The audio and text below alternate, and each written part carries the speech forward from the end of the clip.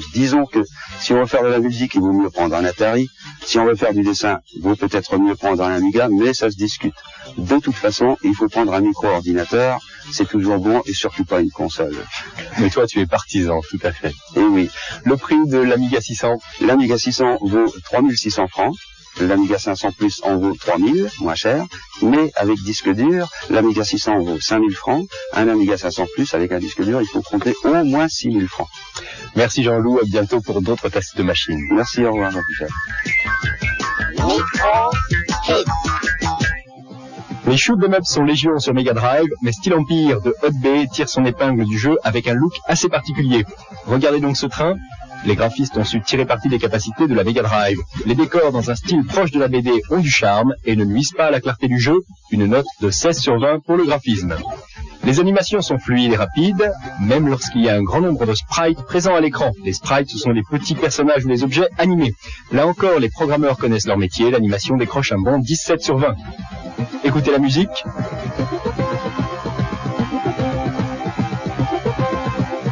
Sympathique, non? On peut largement lui donner 15/20. Le vaisseau est rapide et maniable, et c'est tant mieux vu la résistance que l'on rencontre.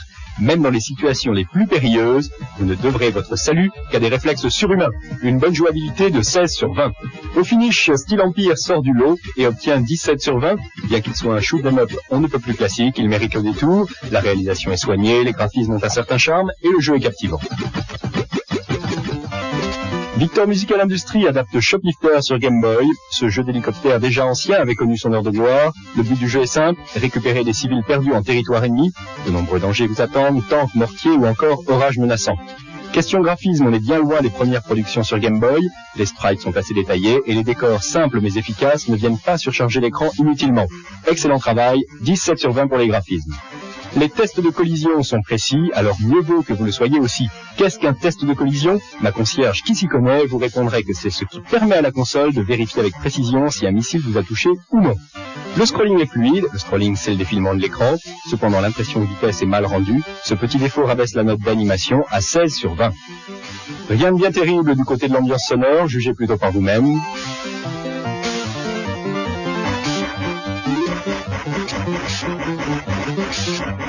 Pas de quoi mettre plus de 11 à la bande son. L'hélicoptère est maniable et c'est tant mieux, car il vous faudra toute votre dextérité pour atterrir sain et sauf et sauver les civils en déroute. L'intérêt du jeu repose sur une bonne jouabilité et c'est réussi avec une note de 17/20. Finalement, avec 17/20 d'intérêt global, Shoplifter 2 sur Game Boy est un excellent jeu d'adresse et d'action. Il y a un très grand nombre de missions à accomplir. Sachez d'ores et déjà que les derniers niveaux vous réserveront bien des surprises. Snake's Revenge de Konami sur NES est un jeu d'action banal. Comme le titre l'indique, Snake n'est pas content et pour se venger, il part libérer des prisonniers en pleine jungle. Il y a dans le scénario comme un air de déjà-vu. Les graphismes ne sont pas époustouflants, les sprites, c'est-à-dire les personnages et les objets à l'écran sont corrects, les décors, une fois qu'ils sont visibles, n'ont rien d'exceptionnel non plus. Les graphismes ne valent pas plus de 13/20. Quelques efforts ont été faits du côté de l'animation. Ces spots censés représenter des projecteurs balayant au sol bougent avec fluidité. La taille des sprites est correcte. 14/20 en animation. Que ce soit les bruitages ou bien la musique, l'ambiance sonore en général n'est pas mauvaise. La bande son décroche un 14/20. La jouabilité n'est pas extraordinaire, on ne peut tirer que dans 4 directions et il est bien difficile d'éviter les tirs ennemis. C'est un point faible de la cartouche, 11/20. Et finalement, 11/20 au total pour Snake's Revenge.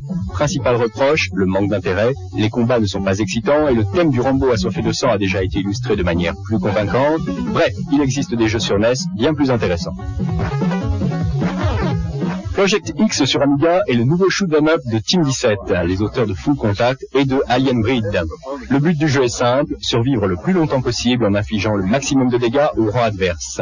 Les graphismes de Project X sont tous très soignés, que ce soit pour votre vaisseau, ses adversaires ou encore le décor.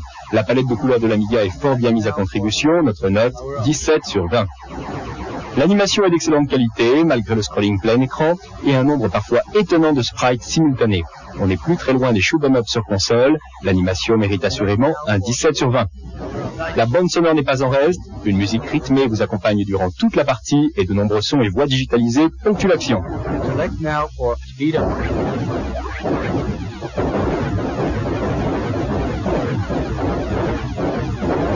16 sur 20 à la bande-son.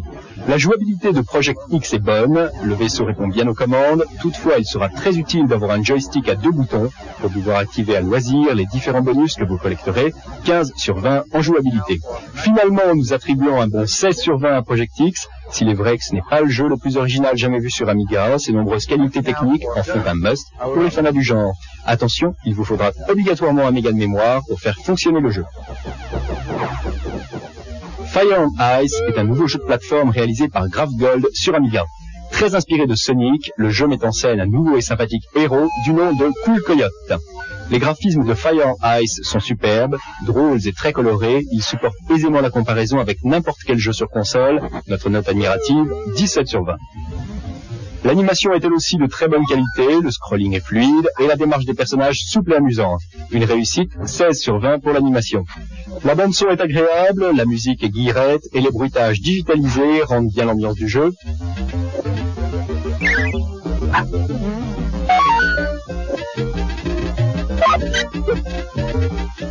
Notre note, 15 sur 20.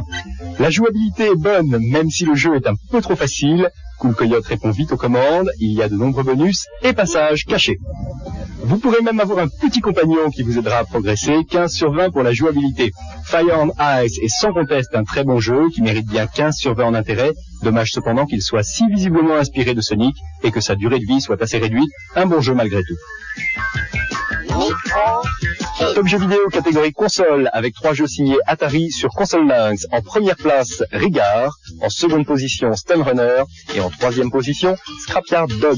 3 jeux sur Master System maintenant. Le premier, c'est Astérix de Sega. En seconde position, Donald Duck, toujours de Sega. Et en numéro 3, Super Kick-Off de US Gold. Top jeu vidéo catégorie micro. Numéro 7, Civilisation de Microprose sur PC. En 8e position, Robocop 3 d'Océan sur ST et Amiga. Et en 9e place, Special Force de Microprose sur ST et Amiga. Vous pouvez retrouver, vous le savez, le top jeu vidéo tous les jours sur Fun Radio avec 13. Nous approchons de la fin du championnat. À nos candidats quiz d'entrer dans la bagarre. Grégory et David, est-ce que vous êtes prêts? Oui. Alors attention, la première question nous est envoyée par Michael qui habite Bruxelles. JVC et Sega ont lancé au Japon une nouvelle machine intégrant un lecteur de CD-ROM et une Mega Drive. S'agit-il de la Wonder Mega, de la Super Mega ou de la Mega Mega? Oui, Grégory. Wonder Mega. Wonder Mega, bonne réponse, plus 2 points. Deuxième question. Avec la NES était vendu le Zapper. Quel accessoire sera proposé aux possesseurs de Super NES? Le magnétoscope, le futuroscope ou le superscope? Pas de réponse. Si, David? Le Superscope. Le superscope, plus 2 points, c'est une question de Pierre. Troisième question de François qui habite Dijon. Quel est le nom de Super Ghouls and Ghosts en japonais? Shokadai, Mukarai ou Shomakaimura? David? Shokadai. Et non, c'était Shomakaimura. Moins 2 points, merci à Michael, Pierre et François pour leurs questions. Ils gagnent des abonnements à Tilt et à Console Plus. Quant à nos candidats qui s'affrontent sur le jeu Robocode, il ne leur reste plus que 10 secondes. 5, 4, 3, 2, 1. Top, c'est Pablo de l'équipe numéro 2 qui remporte la victoire avec 779 900 points contre 735 140 points pour Grégory de l'équipe numéro 1. Pablo fait donc marquer 5 points à son équipe, 5 points plus 0 points des questions quiz. Cela fait donc 5 contre 2 points des questions quiz pour l'équipe numéro 1. C'est donc l'équipe de Pablo et de David qui remporte par 5-2 les 2 Mega Drive offerts par notre partenaire Micromania. Pour les perdants, des bons d'achat d'une valeur de 400 francs chacun et des abonnements. On les applaudit aussi. Et pour nos 4 candidats, des t-shirts, des pins clignotants et des compacts disques MicroKids. À vous de jouer maintenant une Super Nintendo en jeu sur le 3615 FR3, rubrique MicroKids. Pour la gagner, il suffit de répondre à ces 3 questions. Première question, vrai ou faux? La Lynx peut être utilisée par des droitiers et par des gauchers. Deuxième question. Combien de lynx peuvent être reliés ensemble par le câble comme lynx? Et troisième question, le son de la Lynx 2 est-il monophonique ou stéréophonique? Pour répondre, le 3615 FR3 rubrique MicroKids ou une simple carte postale que vous nous envoyez à l'adresse habituelle. Il y a une Super Nintendo à gagner. Le bon d'essai de notre labo test, Astérix sur Super Master System, et c'est Grégory qui nous présente les résultats du test de son groupe. Alors, la note moyenne de graphisme. Alors 15 sur 20, les graphismes sont bons et assez variés. En animation? En animation, 14 sur 20, l'animation est bonne mais elle est trop répétitive. La bande sonore? Bande sonore, 13 sur 20, les sons sont agréables mais la musique est lassante. Et pour la jouabilité? La jouabilité, 13 sur 20, on prend vite le jeu en main mais c'est pas très bon. En intérêt global? En intérêt global, 16 sur 20, c'est un bon jeu que je conseille à tous les possesseurs de Master System. Toi, tu l'as beaucoup aimé? Oui, je vais noter 16 sur 20. Merci Grégory. Vous aussi, vous pouvez noter vos jeux sur le 3615 FR3 rubrique Microkids. Et cette semaine, c'est Golden Axe 2 sur Mega Drive. En graphisme, 14 sur 20. En animation, 14 sur 20. Le son, on l'écoute. Il ne mérite que 12 sur 20. En jouabilité, 15 sur 20. Et en intérêt global, 15 sur 20. Vos commentaires, un jeu super entraînant. Les adversaires sont déments, dommage que les combats sont un petit peu répétitifs, et enfin un commentaire qui veut bien dire ce qu'il veut dire, on s'éclate bien à la panse. L'astuce de cette semaine, elle concerne le jeu Shadow Dancer de Sega sur Mega Drive. Alors pour accéder au mode Practice, attendez la page de présentation, puis pressez simultanément les boutons A, B et C, puis Start pour démarrer. Avec l'option Practice, vous pourrez choisir librement votre niveau de départ et Shadow Dancer n'aura bientôt plus de secrets pour vous. C'est Tui qui habite Hermont qui nous a envoyé ce tips. Le score de la semaine, il nous est envoyé par Mathias Arlot qui habite Gif sur Yvette. Il a obtenu 96 202 960 points dans Lotus Turbo Challenge 2 sur ST. Bravo Tui, bravo Mathias, vous gagnez chacun une Lynx. Avant de nous quitter, je vous rappelle que tous les goodies Microkids sont disponibles sur le 3615 FR3 rubrique Microkids. Boutique Microkids. Mercredi prochain, Danny Bullock revient des États-Unis avec des avant-premières que personne dans le monde n'a jamais vues. C'est une émission à ne pas manquer. L'adresse de Microkids, Microkids Tilt Console Plus, 913 rue du Colonel Avia, 75 015, Paris. La démo de la semaine, elle tourne sur Amiga. Elle a été créée par le groupe Digital et elle s'appelle The Punisher. Bonne semaine à tous. Jouez bien. Bye bye.